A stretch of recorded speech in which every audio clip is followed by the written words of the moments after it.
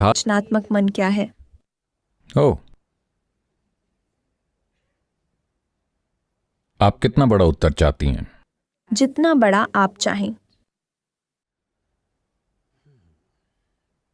देखिए, अंग्रेजी शब्द माइंड कुछ स्पष्ट नहीं करता, क्योंकि ये बस एक सामान्य शब्द है जो मन के अलग अलग आयामों के बारे में नहीं बताता कि वो क्या हैं। मन कोई ऐसी चीज नहीं है जो यहां बैठा है और कुछ कर रहा है, ठीक है?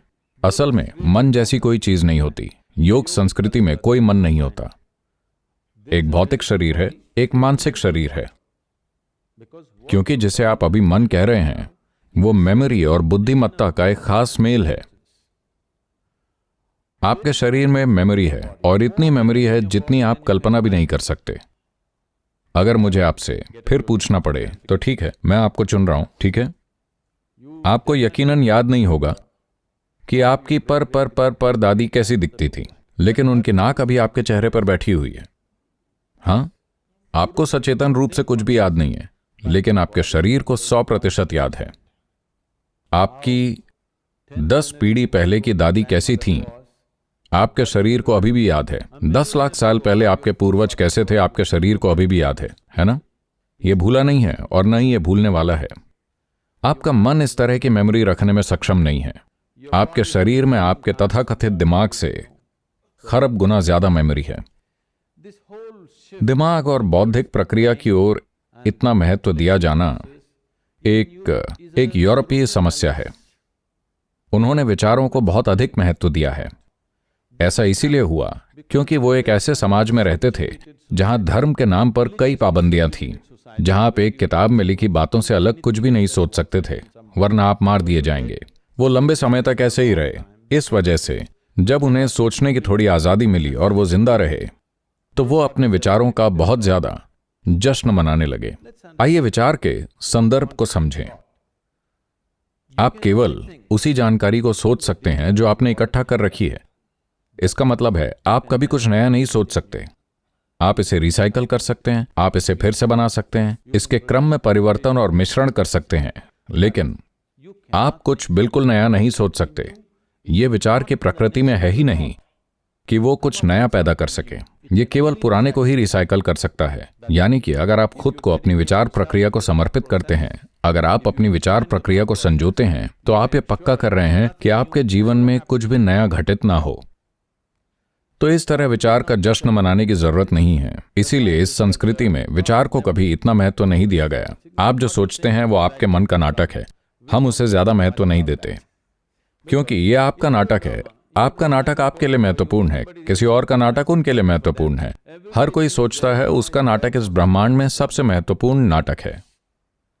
हर किसी का अनुभव ऐसा ही है क्योंकि वो अपने मनोवैज्ञानिक नाटक से बहुत ज्यादा जुड़े हुए हैं।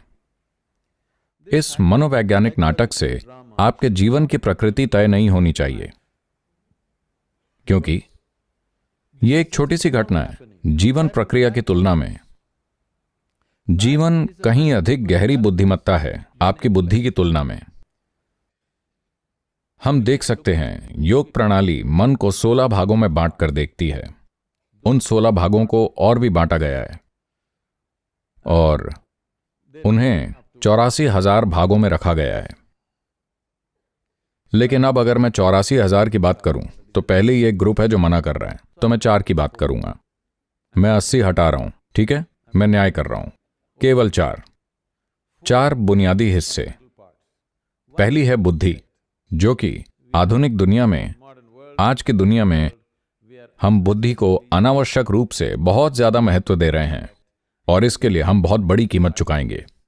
आप एक ऐसी जगह पहुंचेंगे जहां आपको सब पता होगा लेकिन जीवन के काम का कुछ भी नहीं होगा।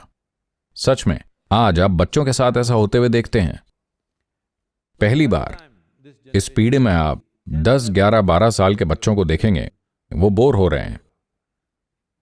जब आप 10, 11 साल के थे तो आपको ये बोर होना पता भी नहीं था, यह संभव नहीं था। जीवित रहना और सब कुछ देखना बहुत रोमांचक था। आप 10, 12 साल के बच्चों को देखेंगे, वो बोर दिख रहे हैं क्योंकि उन्होंने ब्रह्मांड को अपने फोन स्क्रीन पर देखा है।